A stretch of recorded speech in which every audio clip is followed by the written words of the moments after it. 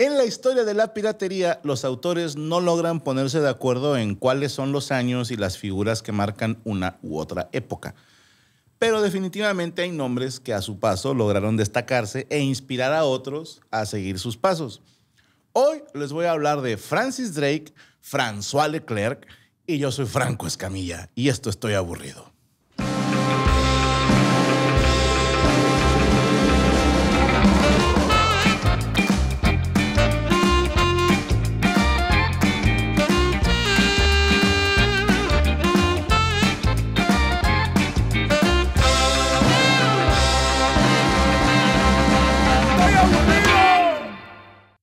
Para hacer todos estos episodios de Piratas estuve consultando distintas conferencias, artículos de revistas online, foros de gente que les mama este tema.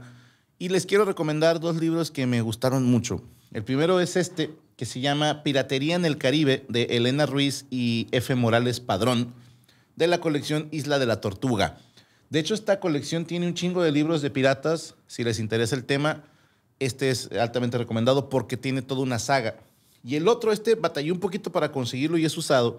Se llama Piratas y Corsarios en las Costas de Cuba, de Francisco M. Mota. Está medio fumado el libro. Pero está muy bueno, se lo recomiendo. Bueno, a la época en que Francis Drake y François Leclerc llevaron a cabo sus fechorías, se le conoce como la primera generación del mundo moderno.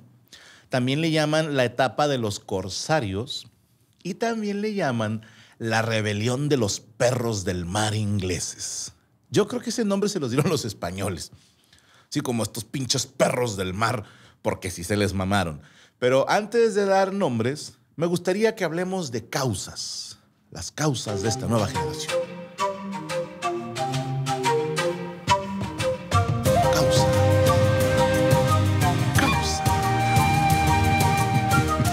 Bueno. Esta nueva generación de piratas y corsarios tiene un porqué. Inglaterra ya tenía tiempo dando patentes de corso a piratas desde antes del año 1560 y acostumbraban robarle a los portugueses. Los portugueses obtenían sus ganancias explotando las costas africanas. Pero en 1560, cuando inició el reinado de Isabel I de Inglaterra, ella decidió que los españoles estaban agarrando mucho dinero del Nuevo Mundo y dijo, pues yo también quiero. Y estableció una base de operaciones en el archipiélago canario y su primera presa fue un barco español que venía cargado de plata regresando de las Indias. Este atraco lo realizó Edward Cook, o el Cook, como le decían los españoles. Era un corsario inglés y fue tanta la fama porque fue tanta la plata que les chingó, sí, fue tan redituable a la empresa que hubo otros que dijeron, oye, está con madre. Uno de estos güeyes que se motivó fue un mercader y comerciante inglés de esclavos llamado John Hawkins, o, como le decían los españoles, Juan Aquines. Otra vez. ¿Cómo se llama? John Hawkins. ¿Cómo? John Hawkins. Juan Aquines, ok, la concha tuya.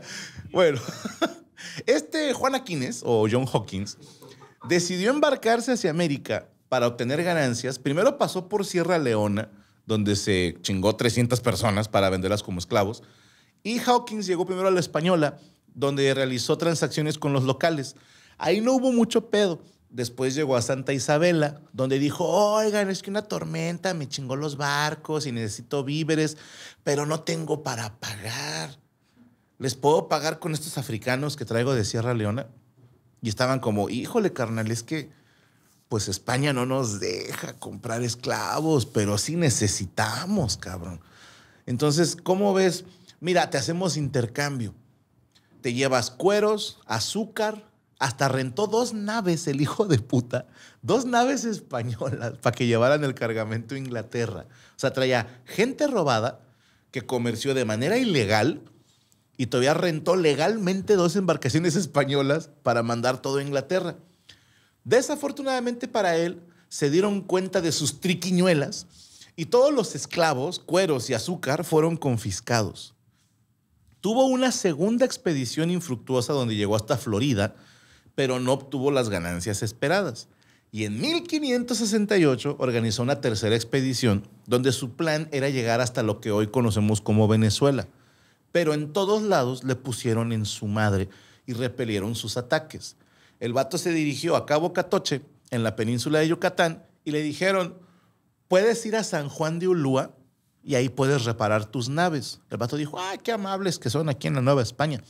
El pedo es que dieron el pitazo y dijeron, vienen unos barcos ingleses con un corsario, el pinche Juan Aquines, y va para San Juan de Ulúa.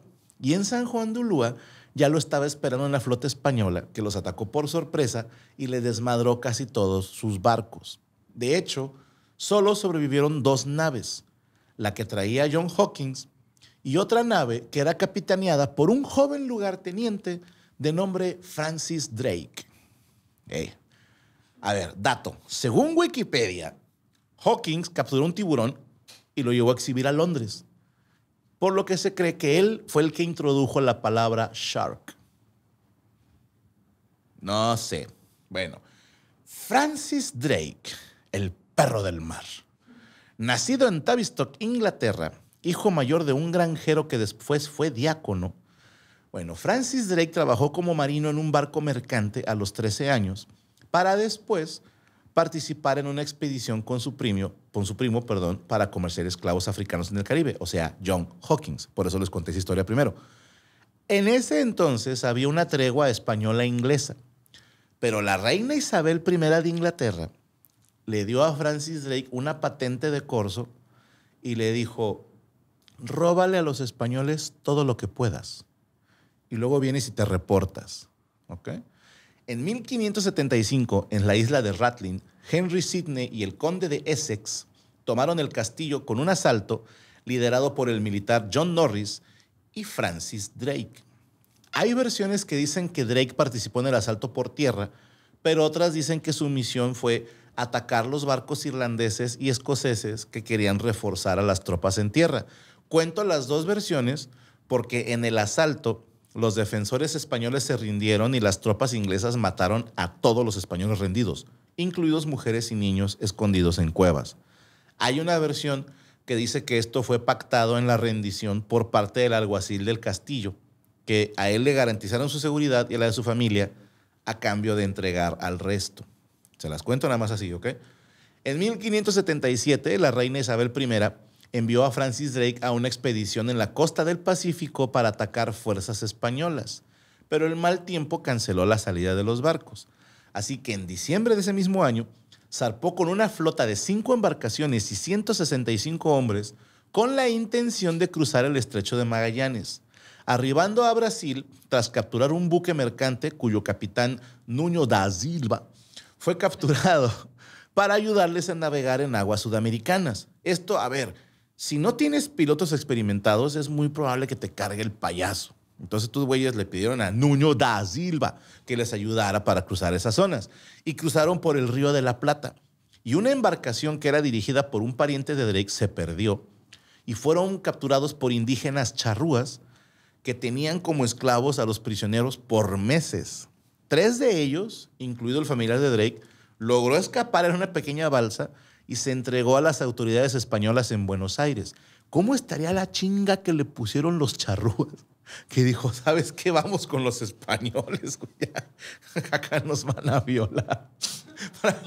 Para cuando la flota de Drake llegó a la bahía de San Juan en Santa Cruz, Argentina, tuvieron que abandonar 2 naves por falta de tripulación. Ya se les habían muerto un chingo. Y para finales de agosto, solo quedaba la nao insignia que se llamaba Pelican, porque muchos hombres murieron por ataques de patagones. Drake le cambió el nombre a la embarcación Pelican, ahora se llamaba Golden Hind, y llegó a costas peruanas, resultando herido en la isla Mocha. Y el 5 de diciembre de 1578 saqueó Valparaíso, donde se encontró un buque capturado y les chingó 60,000 pesos de oro. Y zarparon rumbo al puerto de Coquimbo, donde se tuvo que retirar por el ataque de las fuerzas españolas. Pero en su paso por el Virreinato del Perú, tuvo varios enfrentamientos con navíos españoles, logró capturar algunos, perdió en otras, pero se tuvo que retirar hasta llegar a Huatulco, Oaxaca, en abril de 1579. Hay versiones que dicen que fundó un puerto en la costa norte de California, reclamando la zona en nombre de Inglaterra, pero nunca se supo el lugar exacto, por lo que algunos autores dicen que probablemente esto fue un ardid, una mentira, como para decir, miren, los ingleses capturamos territorio español, no es como para hacer encabronar a España, ¿sabes? Cuando regresó a Inglaterra, lo recibieron como héroe porque fue el primer inglés en darle la vuelta al mundo y en cruzar el estrecho de Magallanes. El 4 de abril de 1581 fue nombrado caballero por Isabel I en la cubierta de su barco Golden Hind. Dato: la corona inglesa se benefició tanto de los atracos realizados por Drake que lo hicieron caballero, pero siempre negaron su relación con el corsario. Siempre. A pesar de que lo nombraron caballero, le dieron escudo de armas y lo nombraron alcalde de Plymouth. Y los vatos nunca regresaron el oro ni las mercancías arrebatadas a embarcaciones españolas. Esto es, España les decía, oye, uno de los tuyos nos chingó dinero. No, ¿cómo crees? Nada que ver, yo no tengo piratas. No, ¿cómo chingado? No, Francis Drake dice que viene de parte tuya. No, nada que ver. Pero bueno, ¿encontraron los barcos que nos chingaron? Sí, aquí los tenemos. Pues regresen a lo que nos robaron. No, pues ya no había nada. ¿Cómo que no había nada? No. ¿Quién se lo robó? No sé. Y España dijo, oye, no mames, ¿es mi dinero? Dijo, ¿dónde lo sacaste? Que te valga madre, ¿de dónde lo saqué? Es mi dinero. También se lo robaron. Bueno, tengo que hablar tantito de la guerra anglo-española de 1585 a 1604. Hubo un conflicto armado entre ingleses y españoles. Pero primero tenemos que hablar de causas.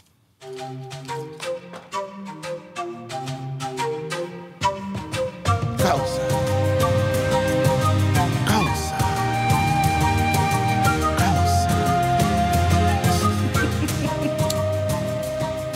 Tomen en cuenta que en ese entonces España estaba en su prime. Acababa de conquistar más de la mitad del continente americano, había anexado territorios portugueses, tenía el apoyo de los italianos y los Habsburgo en Alemania, y como Inglaterra quería ser la guapa del salón, tenía que ponerle un alto a España. A esto hay que agregar que las Provincias Unidas en Holanda seguían en guerra por independizarse de España, y en Portugal, don Antonio, pretendiente al trono, se estaba aliando con los ingleses. O sea, este era el momento idóneo para aventarse un tiro con los españoles, que estaban debilitados porque sus puertos en la Nueva España eran acosados constantemente por piratas ingleses, franceses, holandeses y portugueses y españoles. Y también no hay que dejar fuera el tema religioso. Inglaterra era mayormente protestante y los españoles eran católicos. ¿Okay? El 14 de septiembre de 1585, Francis Drake zarpó de Plymouth al mando de una flota de 21 naves y 2,000 hombres, con la orden específica de joder a los españoles. Así, le dijeron, tu misión es engrosarla. ¿Por qué? Tiene mucho sentido. Si tú eres España y traes ahí a los holandeses que se quieren independizar y al portugués que quiere aliarse a los ingleses, tienes tu atención y tu dinero dividido. Y si a eso le agregas que hay un cabrón jodiendo tus costas, tienes ahora que mandar dinero y hombres a que atiendan ese problema. Entonces, realmente a Drake le dijeron, tu misión es andar de engruese y recopilar información sobre el enemigo. Y Drake y su flota se dedicaron a saquear las islas de Bayona e intentaron un ataque en Vigo, pero fueron repelidos heroicamente por los habitantes, quienes consiguieron hacer huir las fuerzas de Drake de manera tan desorganizada que se les quedó el botín. Eso es un crimen, pero bueno. Drake y su flota anduvieron cagando el palo en las Islas Canarias y en Cabo Verde para después cruzar el Atlántico y tomaron la ciudad de Santo Domingo en la Española, donde se quedaron un mes saqueando e incendiando la ciudad y exigieron un rescate a la corona española de 25,000 ducados. De ahí se fueron a Cartagena de Indias, lo que ahora conocemos como Colombia, donde a pesar de que la ciudad contaba con murallas y baluartes, no pudieron aguantar el asedio de las fuerzas de Francis Drake, quien mediante un ataque por tierra bien coordinado logró hacerse con la ciudad y quedarse un mes saqueando e incendiando las casas y exigiendo a la corona española otro rescate por 107,000 ducados. Un dato que encontré ahí en línea: Drake, se dice, se quedó en una mansión chingoncísima. Y esa mansión fue restaurada en el 2015 y actualmente se le conoce como el Hotel Casa de Alba Cartagena. Por si algún día quieren ir, ahí se supone que ahí anduvo Drake.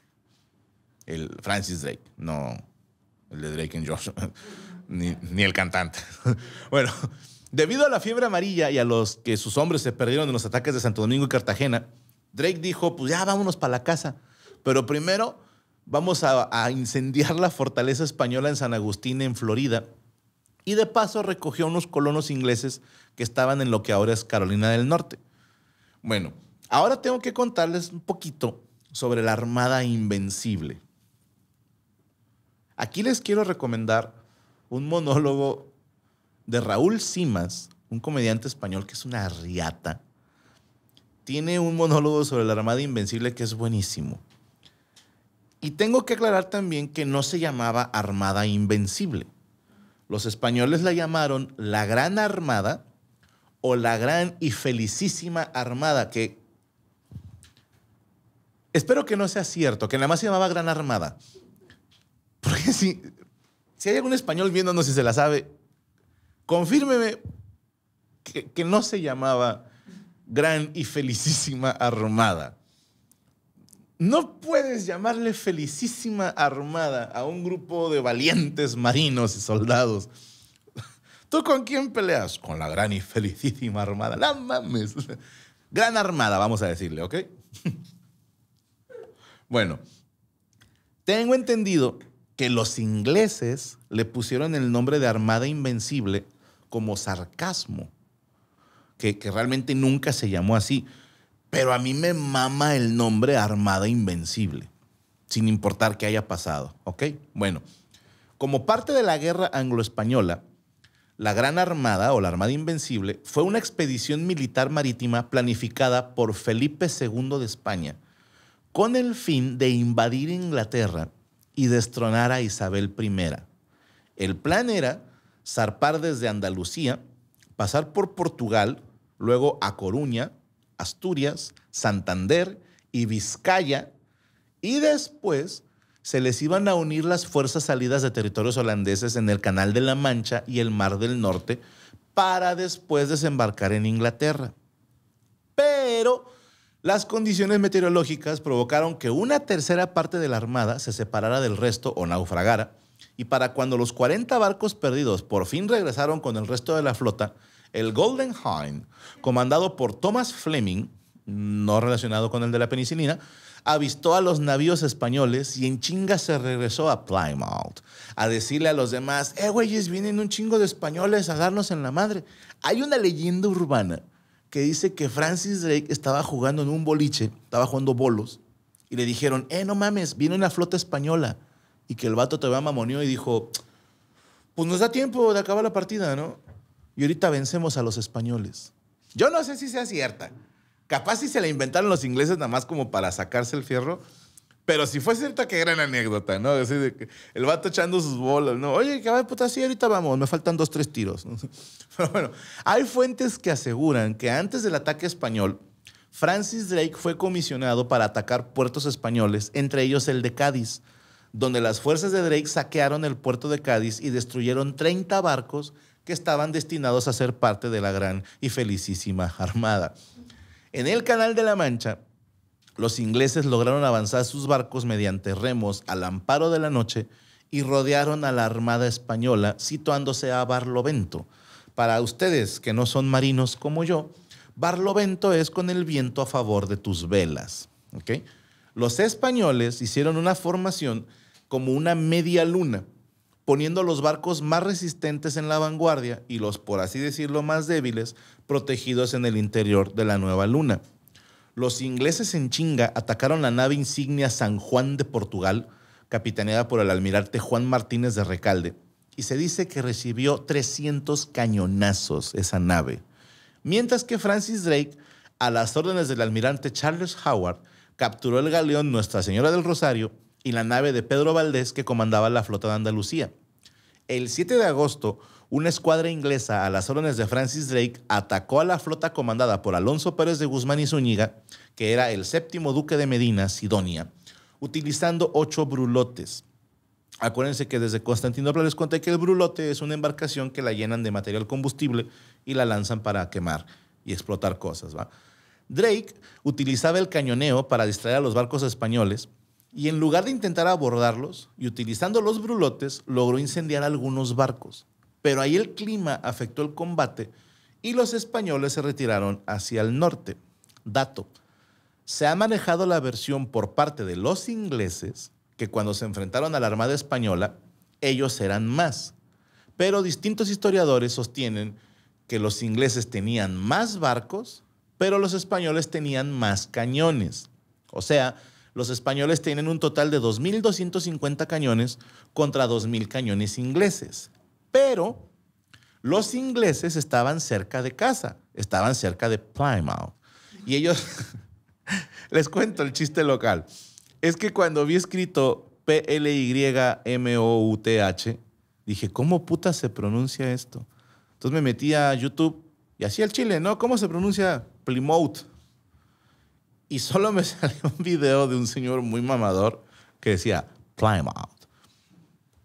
Y ya se cuenta, el video es: hola, bienvenido al video que te explica cómo pronunciar correctamente. La palabra de hoy es Plymouth. Gracias por ver nuestro video. Y dije, ¿neta? Hijo de puta. Entonces, ellos recibían suministros desde Plymouth. Y los españoles no tenían quien les llevara suministros. Entonces tuvieron que racionar las municiones. No es lo mismo que uno esté disparando a lo pendejo y el otro esté cuidando sus tiros para no gastárselos a lo pendejo. Además, el viento favoreció mayormente a los ingleses y afectó a las embarcaciones españolas. Y aún con todo y esto, de los 122 buques que traían, solo perdieron 35.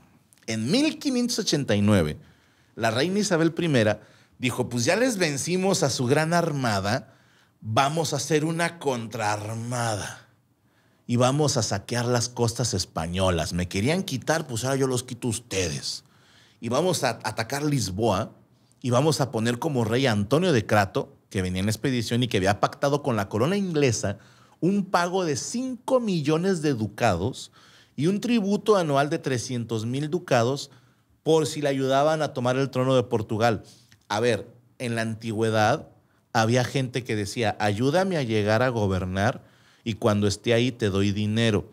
Gracias a Dios eso ya no pasa ahora. ¿Okay? También había un tercer objetivo, que era tomar las Islas Azores y capturar la flota de Indias. Tengo que explicar. La flota de Indias no era... Perdón, es que sí, la primera vez me imaginé como un chingo de lanchas así como, ¡ay, señor! No. La flota de Indias fue creada, a ver si se acuerdan, pero cuando hablamos de la conquista, Hernán Cortés mandó un barco con un chingo de dinero para el rey Carlos V y con su guarura Quiñones y de Tapia. Sí, era de Tapia, sí. Y le dijo, pues lleven esta lana para sobornos y para el rey, no sé qué. Y un francés, Jean Fleury, capturó esos galeones españoles y les chingó todo lo que traían, oro, plata y materias primas de la Nueva España. Entonces España dijo, vamos a hacer una flota para que proteja a todos nuestros barcos que traen dinero de allá. ¿Ok? Y los ingleses dijeron, si chingamos esa flota, nuestros corsarios ya pueden robarle todo a los españoles, controlar el Atlántico y controlar el Caribe. Bueno, pues los ingleses armaron su armada invencible, liderada por ¿quién creen? Por Francis Drake. Y obviamente la gente cuando dijo, ¿quién se apunta a la contraarmada inglesa? No, es que yo tengo mañana partido. No, la va a liderar Francis Drake. ¡Puta! Sí voy. Porque tenía una fama cabrona Francis Drake, pero las cosas no le salieron bien. Primero que nada, los ingleses nunca habían planeado una campaña naval tan grande y su logística les falló porque hubo mal tiempo. Entonces los barcos tardaron un chingo en poder salir Y los holandeses se tardaron un chingo en llegar a juntarse con los demás. Todavía no se iban de Plymouth. Y ya se habían chingado casi las 2/3 partes de sus provisiones. Entonces tuvieron que reabastecerse. Ya estamos todos ahora sí, ya vámonos. Y se tardaron un chingo. Ahora, de todos los que iban a pelear, solo 1,800 eran veteranos y 19,000 eran voluntarios novatos. Otro error cabrón que tuvieron, no llevaron armas de asedio, ni caballería. ¿Cómo chingados vas a asaltar un fuerte sin armas de asedio? ¿Y cómo vas a vencer a la infantería enemiga sin caballería? Estos güeyes se confiaron a que traían un chingo de barcos y que traían un chingo de cañones y dijeron, nos van a pelar todo el steel. Claro que podemos con ellos. Y lo más importante, iban bien sobrados. Iban confiados porque acababan de derrotar a la gran y felicísima Armada Española frente a las costas inglesas. Bueno, el 13 de abril de 1589, la flota inglesa zarpó de Plymouth con 6 galeones reales, 60 buques mercantes, 60 fragatas holandesas, 20 pinazas, que son barcos hechos enteramente de pino, y docenas de barcazas y lanchas, con un total de hombres de 27,667, contando soldados y marinos. Todavía no habían llegado a costas españolas cuando ya habían desertado 20 embarcaciones pequeñas con 2,000 hombres. Se suponía que Drake iba a atacar Santander, pero dijo, no me gustan los bancos. Hay versiones que dicen que no lo hizo por condiciones meteorológicas. Otras dicen que al chile a Drake le dio frío quedar atrapado entre la flota española y sus tierras. Y otras dicen que a huevo quería ir a Coruña, porque había un rumor de que tenían escondido un tesoro enorme, pero esto era falso. Los ingleses llegaron a la costa gallega y la población de A Coruña se dispuso a defenderse con solo un galeón, una nao, 3 galeras y un galeoncete, que hay que hacer aquí, mira, la aclaración. Este es un galeón, ahí lo van a ver, acá, y este es un galoncete. Ay, quedó muy chiquito. Yo hice un desmadre. Bueno, son menos, vaya, es más pequeño, distinta tipo de velamen, de aparejos, etc. Ahí está. Y solo tenían 1,500 hombres en tierra entre soldados, hidalgos y milicias locales. Los ingleses desembarcaron 8,000 hombres al mando de John Norris y lograron matar a 500 españoles, pero no eran todos soldados, había mujeres y niños. Y después se dirigieron a la parte alta de la ciudad, donde fueron repelidos en las murallas, perdiendo 1,000 hombres.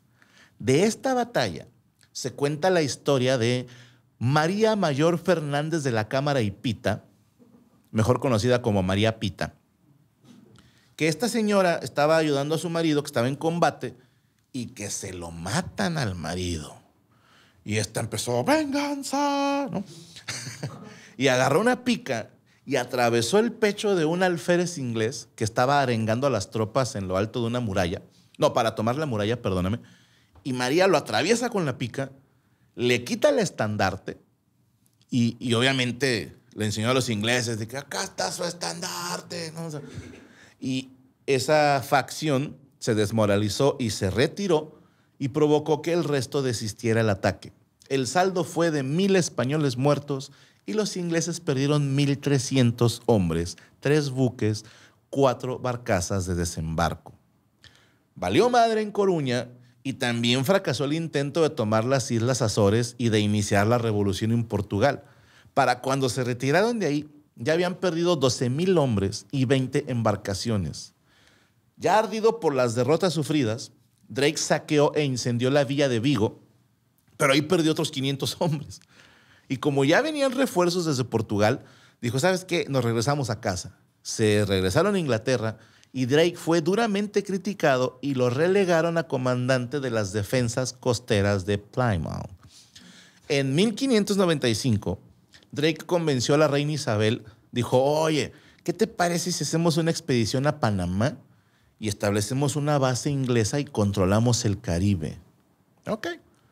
Se corrió el rumor de que Drake iba a armar una nueva expedición y ahí van todos otra vez.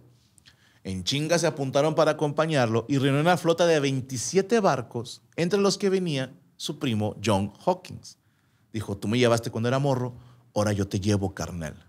Va. Drake y su expedición a Panamá, primero lo atacaron en Puerto Rico, donde le chingaron a 2 oficiales.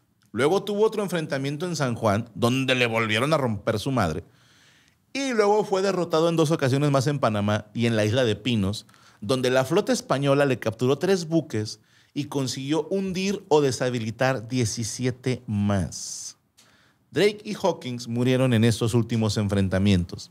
Hay versiones que dicen que Hawkins murió durante el viaje antes de llegar a Puerto Rico y otras dicen que Drake murió de disentería en Portobelo a los 58 años, donde le dieron sepulcro a la manera pirata. Lo metieron en un féretro de plomo y lo lanzaron al mar. Por esas épocas, los holandeses también tuvieron corsarios y piratas famosos, como Baltasar de Cordes, que este cabrón logró capturar brevemente, pero capturó la provincia española de Chiloé, que hoy conocemos como Chile. Chi. Eso, chinga. Nada más Saúl contestó, hijos de puta. También estaba Olivier van Noort, quien fue el primer holandés en circunnavegar el mundo y se le considera como formador de la Compañía Holandesa de las Indias Orientales.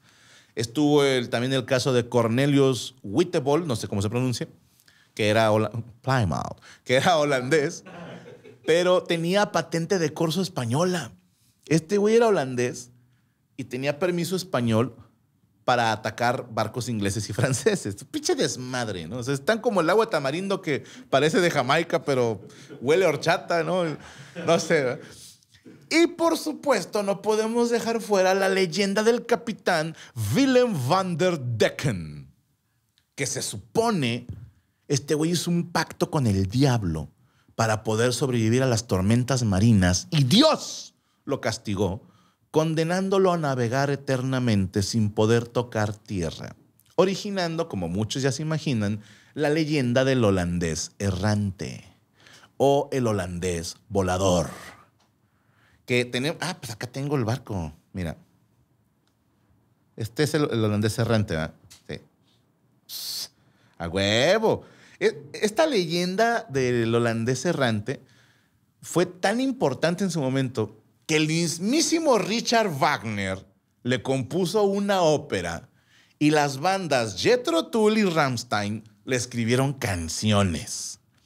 También inspira al personaje Davy Jones en la película Piratas del Caribe, el güey que tenía como un pulpo en la cara.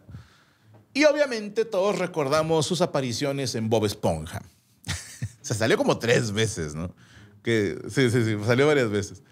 Y quiero mencionar por separado a Cornelis Cornelison, que parece nombre inventado. ¿Cómo se llama? Cornelis. ¿Cornelis qué? Cornelis Cornelison. Pero así se llamaba. Cornelis Cornelison Jol, a.k.a. Houdebin. Para los que no hablan holandés, pie de palo. Sí. Y si no fue el primero, sí fue el primer famoso, sí, pirata o corsario famoso en tener una pierna de madera. Ese arquetipo del pirata con una pata de palo, unos dicen que es por mi compadre Houdebin, pero por una herida en combate. Este güey era de familia humilde y sirvió de almirante en la Compañía Holandesa de las Indias Occidentales. Cruzó 9 veces el Atlántico para enfrentarse a flotas españolas y portugueses. Y en 1633 atacó Campeche, en México. Y en parte, debido al ataque de este cabrón, se empezó a decir, oye, ¿y si construimos una chingada muralla? Porque, a ver, cuando él llegó, ya había 3 fortificaciones para defender la ciudad. Pero como estaban muy separadas y era relativamente fácil rodearlas y aislarlas para eliminar las defensas, por ahí de 1678 decidieron amurallar la ciudad de Campeche. Dato curioso, de acuerdo con un archivo de Indias de 1751, Francisco de Campeche fue la única ciudad-puerto de la Nueva España que estaba amurallada. Pero el historiador de Campeche, Héctor Pérez Martínez, escribió que estas murallas nunca fueron realmente útiles porque para cuando se terminaron de construir, la piratería ya estaba en decadencia. Pero actualmente quedan pedazos de muralla y la neta se ve chido. Saludos a mi gente de Campeche. Les mando un beso hasta que salga. No, hablando de patas de palo, tengo que hablar del más famoso pirata con discapacidad, François Leclerc. Para hablar de François Leclerc, o pata de palo, como le apodaban, primero tenemos que dar contexto para que no se la traguen con pretexto. Y tenemos que hablar de causas. Culo, pongas a jalar.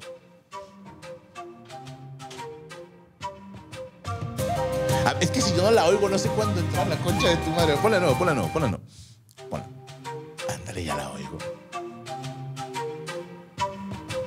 Causa.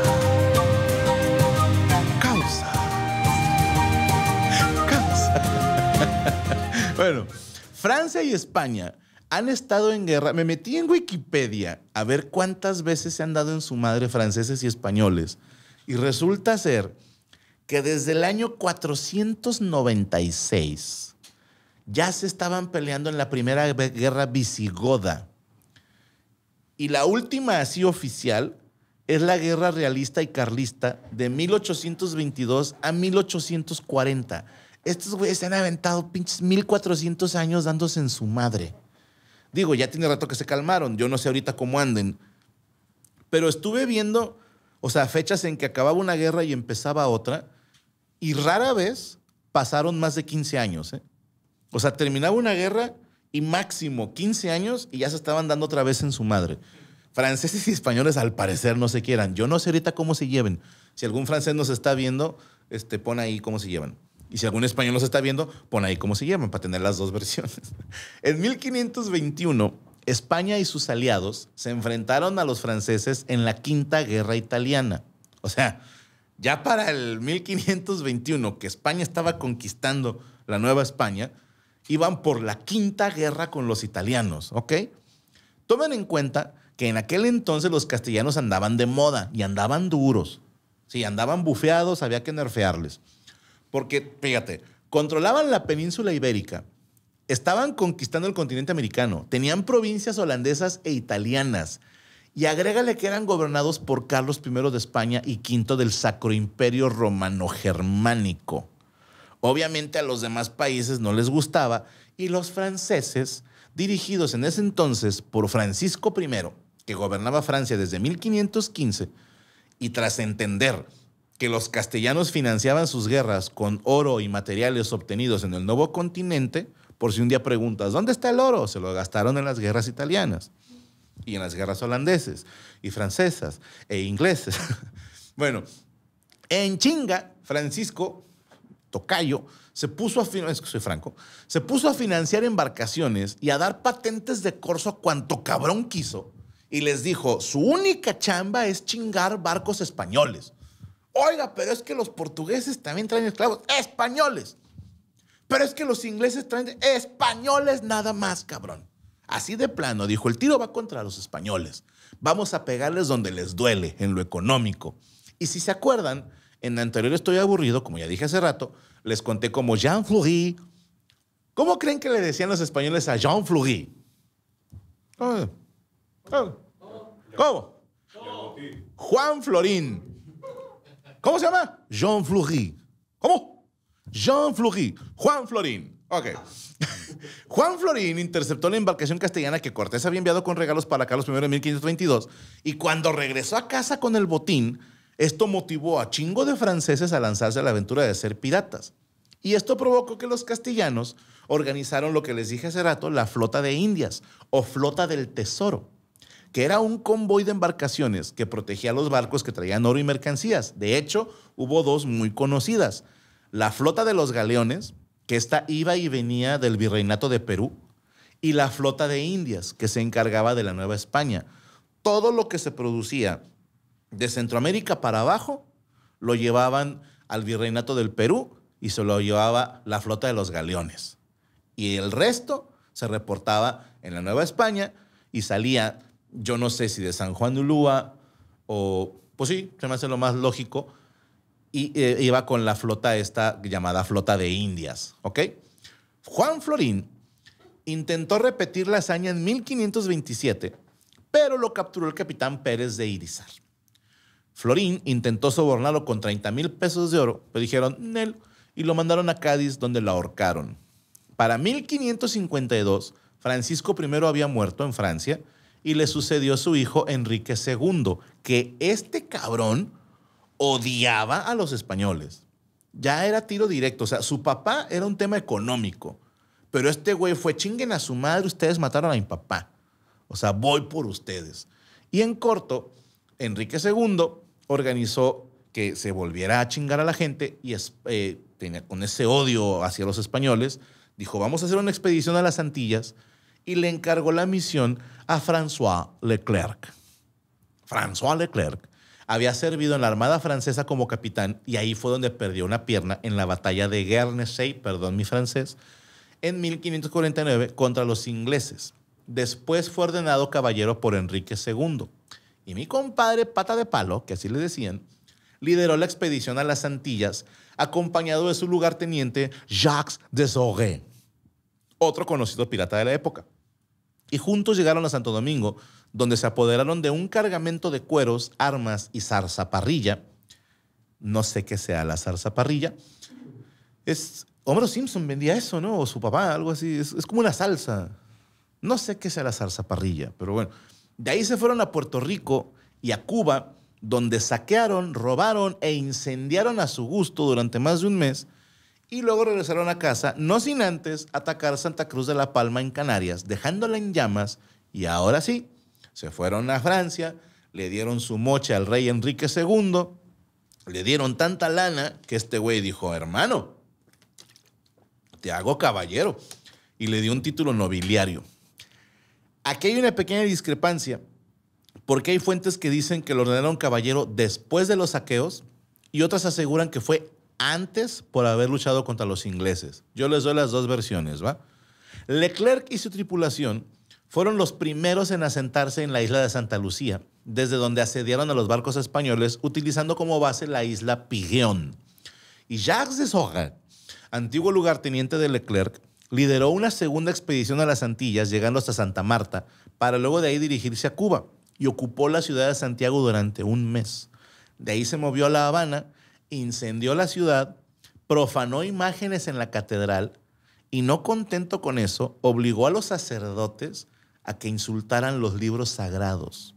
O sea, el vato estaba así en plan, a ver, ahí está tu Biblia, insúltala. Ota. Acto seguido se retiró, no sin antes colgar esclavos negros. ¿Por qué? Porque ya no le cabían en sus barcos. Dijo, me voy a chingar a estos esclavos, estos 10 ya no caben, ahórquenlos. Una mierda el Jacques, ¿eh? Algunas fuentes aseguran que esta expedición de Jacques de Sorel fue ordenada y financiada por Leclerc, pero otras dicen que fue iniciativa propia de Jacques de Sorel. Leclerc cambió de bandera en 1562 y ahora Pata de Palo se unió a los ingleses para atacar a los franceses. ¡Qué hijo de puta! Y participó en la invasión de Le Havre. Y al regresar al Caribe, ya de plano el güey atacaba embarcaciones españolas, francesas y dijo, me vale madre el que sea. Y el vato fue y le pidió una pensión a la reina de Inglaterra Isabel I y le dijo ella, yo no te voy a dar ni madres. Oye, pero yo los estaba ayudando. Nah, ni madres, eres un pinche traidor. Oye, pero traicioné a los míos para ayudarlos a ustedes. Pues sí, pero sigue siendo un puto traidor. Así que ahora Jean-Baptiste de Bois, así se dice Pata de Palo en francés, por si quieren saber, se dirigió a las Azores, donde en 1563 intentó saquear un barco español y lo mataron en pleno combate. A esta etapa de los perros del mar ingleses y holandeses le siguió un periodo sumamente complicado llamado la Era de los Bucaneros. Pero de eso hablaremos la próxima semana. Yo soy Franco Escamilla y esto Estoy Aburrido.